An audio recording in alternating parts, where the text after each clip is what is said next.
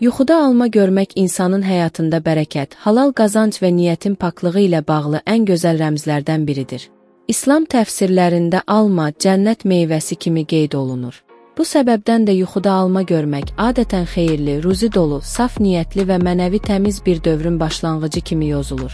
Qurani-Kərimdə birbaşa alma kəlməsi çəkilməsə də, cənnət meyvələri ifadəsi tez-tez qeyd olunur. Alimlər bu ifadəni həyatın nemətləri, Allahın bəndəsinə bəxş etdiyi gözəllik və ruzi bolluğu ilə əlaqələndirirlər. Buna görə də yuxuda alma görmək çox zaman Allahın nemətinin sənə yönəlməsi, həyatında xeyirli bir mərhələnin başlaması anlamına gəlir. Peyğəmbərimiz Məhəmməd buyurmuşdur ki, halal ruzi bəndənin duasının qəbul olmasına səbəbdir. Yuxuda təmiz, parlaq, təravətli bir alma görmək də məhz bu mənanı daşıyır. Yəni halal qazanc, saf niyyət və xeyirli əməl.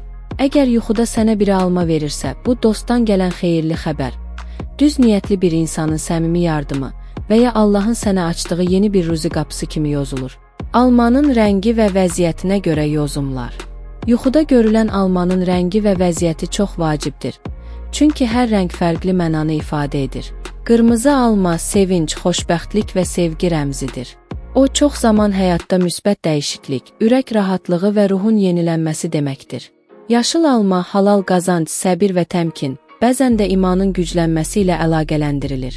Sarı alma xəstəlik və ya zəiflik xəbərdarlığı, yorğunluq, bəzən də maddi çətinliklər anlamına gələ bilər. Ağ alma paklıq, ruhi rahatlıq və səmimiyyətin simvoludur.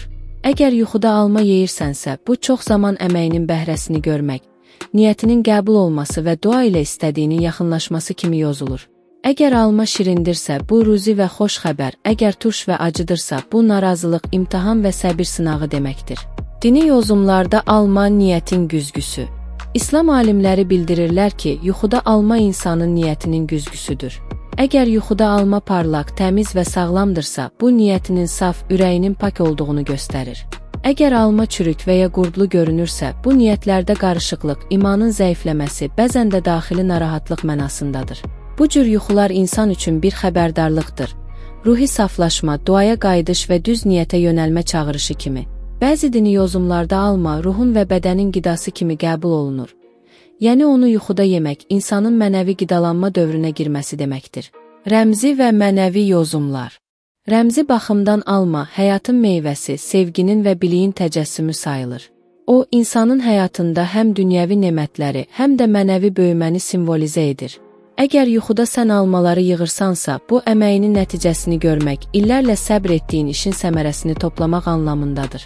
Əgər bir başqasına alma verirsənsə, bu xeyirxahlıq, sədəqə niyyəti başqalarının sevincinə səbəb olmaq kimi yozulur. Əgər alma ağacından düşürsə, bu itirilmiş fürsət, bəzən də diqqətsizlik nəticəsində əldən verilmiş bir nemət mənasındadır. Psixoloji yozumlara görə. Psixoloji mənada alma, insanın ruhi balansı, arzuları və mənəvi yetkinliyə çatmaq istəyi ilə əlaqələndirilir. Alma yuxuda göründükdə, bəzən insanın iç dünyasında yeni başlanğıc arzusu, saf duyğulara qayıdış və daxili rahatlıq axtarışı önə çıxır. Əgər yuxuda sən almanı sevə-sevə yeyirsənsə, bu öz həyatına razılıq, ruziyə şükür və qəlb məmnunluğu rəmzidir. Əgər almanı istəyirsən, amma əldə edə bilmirsənsə, bu hədəfə çatmaq üçün biraz daha səbir və dua gərəkdiyini göstərir.